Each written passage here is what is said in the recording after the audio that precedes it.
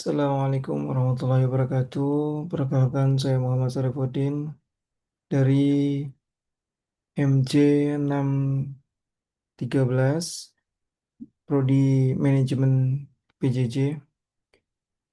Saya akan mencoba melakukan presentasi mengenai proposal penelitian dengan judul pengaruh volatilitas nilai tukar rupiah terhadap struktur modal perusahaan sektor properti dan real estate yang terdaftar di Bursa Efek Indonesia periode 2023 dan 2020 sampai 2026. Video ini dibuat untuk memenuhi ujian tengah semester mata kuliah Metode Penelitian Manajemen. Baik, kita akan mulai dari pendahuluan latar belakang masalah. Jadi struktur modal merupakan salah satu kebijakan finansial paling krusial bagi berlangsungan hidup dan pertumbuhan korporasi. Kebijakan ini mencerminkan bagaimana perusahaan mengkombinasikan sumber pendanaan internal yang berasal dari laba ditahan dan ekuitas dengan sumber pendanaan eksternal yang berupa utang atau liabilitas untuk mendanai operasional dan ekspansi jangka panjang.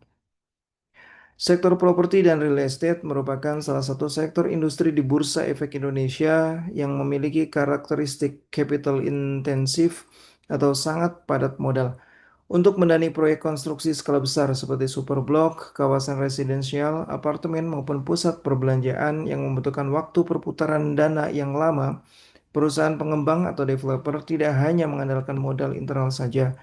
Mereka cenderung menggunakan leverage atau utang jangka panjang seperti kredit investasi perbankan dan emisi obligasi dalam jumlah yang cukup besar, sehingga menempatkan posisi struktur modal sebagai variabel kritis yang menentukan tingkat risiko kebangkrutan dan kinerja nilai perusahaan. Dampak domino dari konflik tersebut memicu sentimen risk off di pasar keuangan global, di mana para investor mengalihkan aset mereka ke mata uang yang aman atau safe haven yang berujung pada penguatan tajam mata uang dolar Amerika. Akibatnya, nilai tukar rupiah atau IDR mengalami depresiasi yang signifikan dan berada di bawah tekanan berat hingga mendekati level psikologis 18.000 rupiah per dolar Amerika pada kuartal pertama tahun 2026. Bagi emiten di sektor properti dan real estate di Indonesia, guncangan nilai tukar rupiah ini memberikan dampak berantai yang sangat signifikan.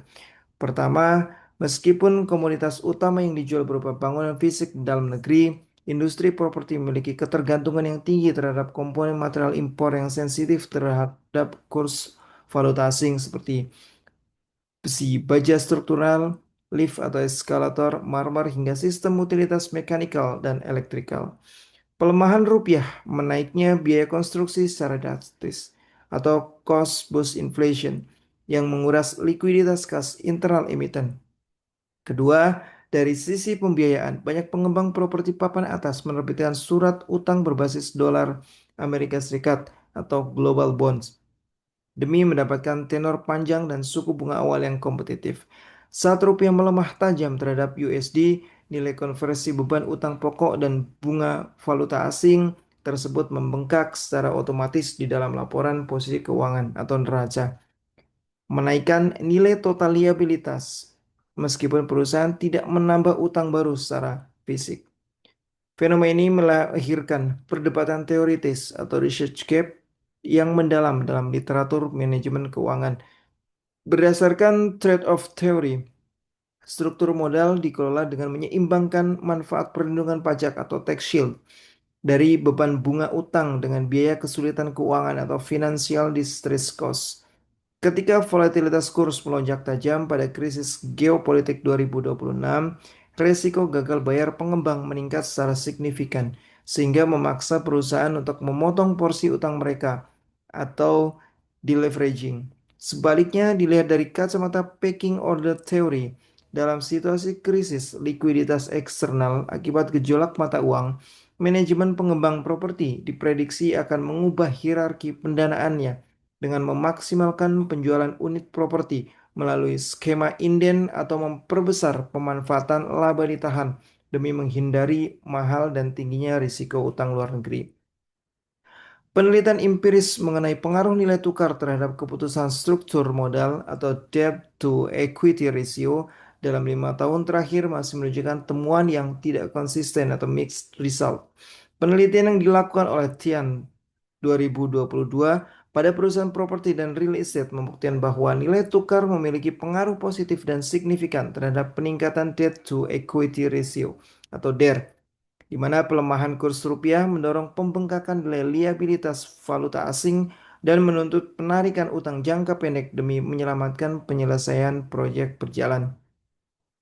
Sebaliknya, kajian empiris dari Mufidah tahun 2012 dalam kompilasi jurnal BISMA menemukan hasil bahwa variabel kurs berpengaruh negatif terhadap struktur modal yang mengindikasikan bahwa volatilitas mata uang memicu manajer keuangan sektor properti bertindak konservatif dengan menekan penggunaan uang baru guna menghindari risiko kebangkrutan.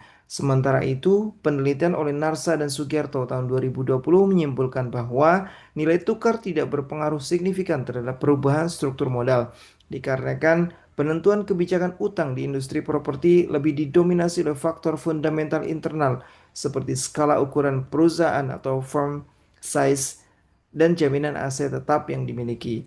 Inkonsistensi temuan para peneliti terdahulu memunculkan urgensi metodologis untuk menguji kembali fenomena ini. Sebagian besar penelitian terdahulu menggunakan data tahunan atau annual data yang dinilai kurang sensitif dalam menangkap volatilitas pasar yang terjadi secara cepat dan dinamis. Oleh karena itu, penelitian ini dirancang menggunakan analisis data berbasis kuartalan atau triwulan untuk periode pengamatan 2023 sampai dengan 2026.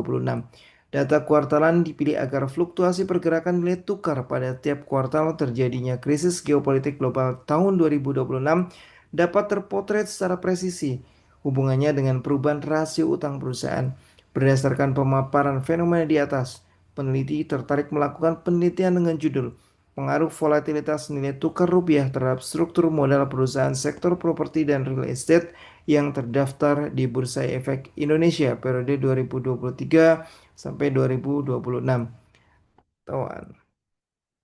dengan menggunakan analisis data kuartalan.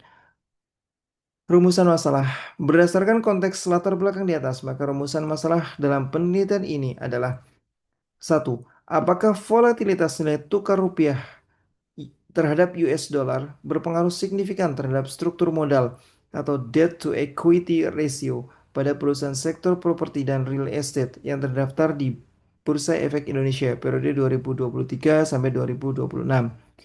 Yang kedua, bagaimana ukuran perusahaan atau firm size sebagai variabel kontrol mengendalikan pengaruh volatilitas nilai tukar terhadap keputusan struktur modal perusahaan seperti properti dan real estate tersebut. Kemudian tujuan dari penelitian sesuai dengan rumusan masalah yang diajukan. Tujuan dari penelitian ini adalah untuk: satu, menguji dan menganalisis pengaruh volatilitas nilai tukar rupiah terhadap US dollar terhadap struktur modal atau debt to equity ratio pada perusahaan sektor properti dan real estate yang terdaftar di Bursa Efek Indonesia periode 2023-2026.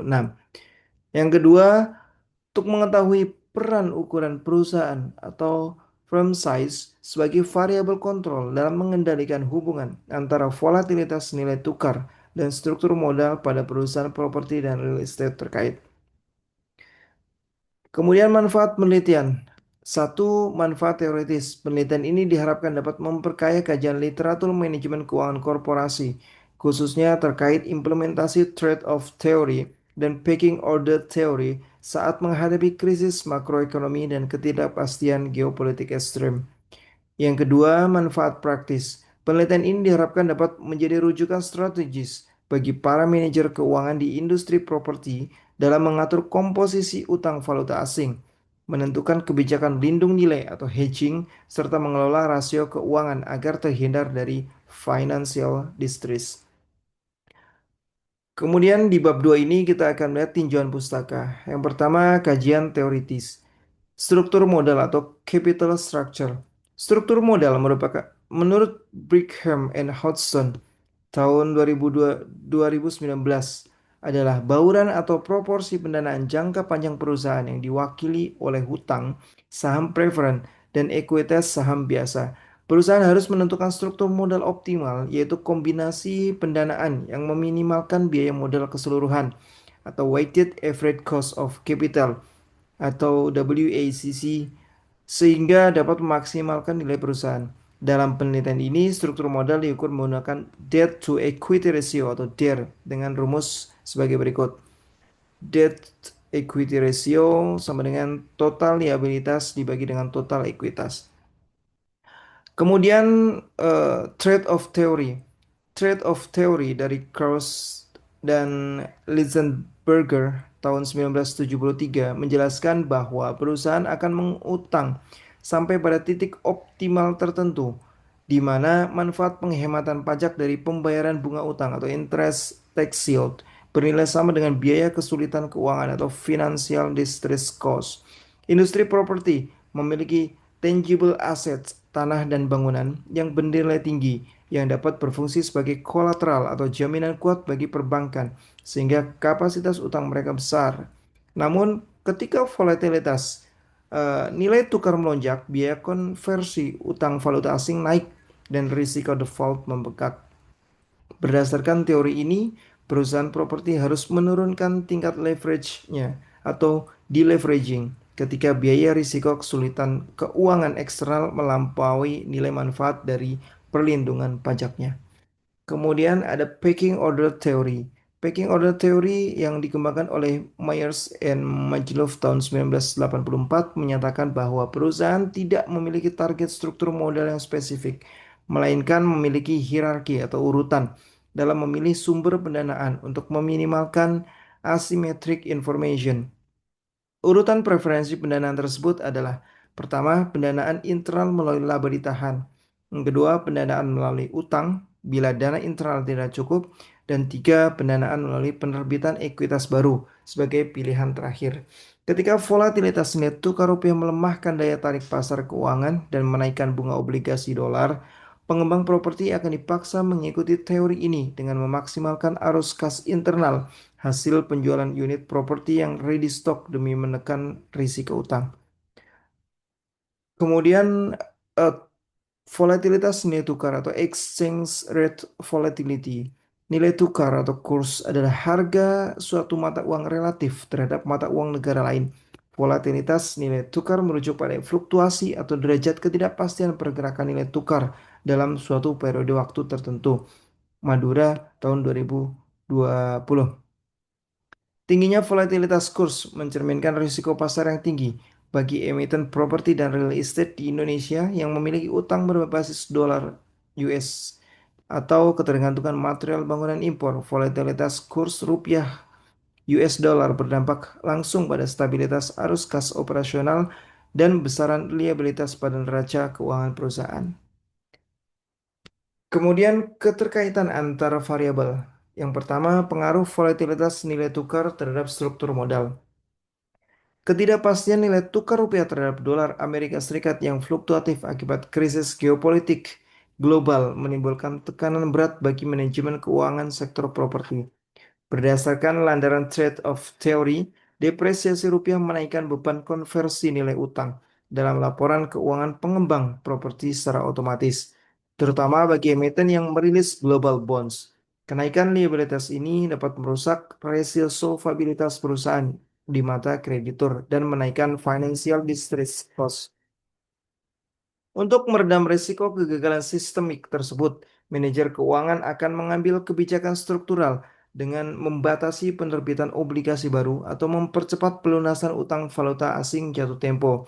Hal ini didukung oleh temuan empiris dari Mufdah tahun 2012 yang menyatakan bahwa gejolak kurs memicu emiten properti mengurangi porsi utang jangka panjangnya untuk mengamankan solvabilitas.